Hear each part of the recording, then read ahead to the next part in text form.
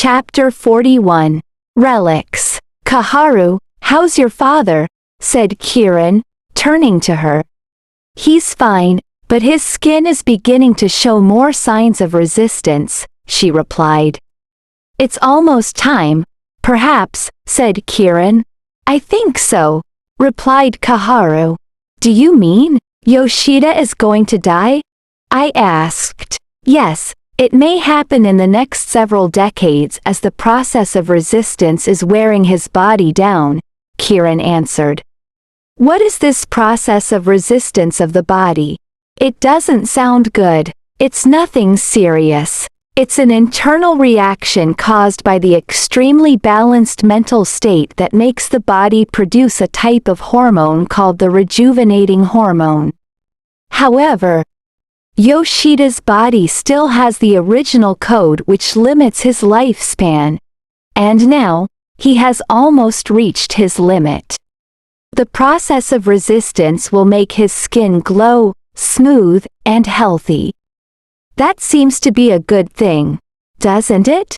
I said. "Yes, it is definitely a benefit as he will look much younger," Kiran answered. "Well, so how can this be bad?" Quote, "It's not really bad. We are observing the phenomenon that his soul would be completely ready, but his body wouldn't. A body that has been coded for disintegration but has received the rejuvenating hormone is somehow like an old engine that receives a super fuel. It won't be able to continue working. When it comes to this stage, the hormones accumulate in the harder parts of the body, such as in the bones, teeth, hair, and nails. Eventually, the body, which mostly composed of elements of earth and water, won't be able to prevent the deterioration anymore and cease functioning. Sometimes, some people's hair and nails continue to grow even after death. Their body won't decompose but will become all skinny and bony. When the body is cremated, the solid elements like bones and teeth turn into pieces of clear crystals. They're called relics, right?" I asked immediately. "Maybe, yes, but it's not anything extraordinary.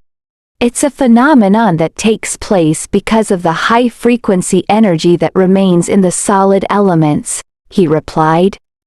"So, when you all die, will your bones become crystals too?" I asked. "Yes, they would, but it's a gradual accumulation throughout our lifetime. The hormones we produce every day is normally used up within the day, but some of them remain. After some 100,000s or millions of years, this has an effect. The crystals in our bodies, however, are more compact and stable than yours. When we are cremated, our skeletons remain intact and turn into clear crystals, and not into powder like yours do," he explained. "Everybody, dinner is ready," Masada called from the kitchen. Kiran's wife had prepared dinner since afternoon, so we could eat early. She brought out some of the dishes from the kitchen. "Let me help you," said Kaharu. "Wow, it looks delicious," she said, seeing the dishes Masada was carrying. "Please enjoy your dinner." Kiran invited me when all the dishes were laid on the table. Dinner was served as simple dishes, one for each of us. The first dish came with a small bowl of soup, and combined 3 different kinds of food. The first one looked similar to potatoes and taros, I guessed. They were cut into chunky cubes and appeared in 3 different colors: purple, red, and yellow. All of its sides were charred as if they had been grilled on a flat pan until they were cooked. I noticed that they were also seasoned with spices. Later I found out that the spices had been grilled together with the cubes. And I have to admit that they tasted really good. It was savory and creamy with the rich aroma of butter and spices. After having taken a bite, It melted with the sweetness of the tubers, and the explosion of flavors culminated together perfectly.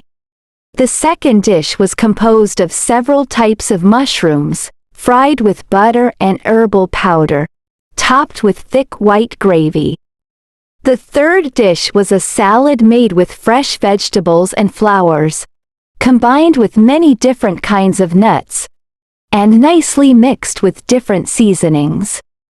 The dish was followed by a bowl of thick soup, which was equally delicious as well. Are there many bladesmiths like you in the city? I started the conversation. Not many. There are only 3 of us, my brother, my grandfather and me. We all live in this area.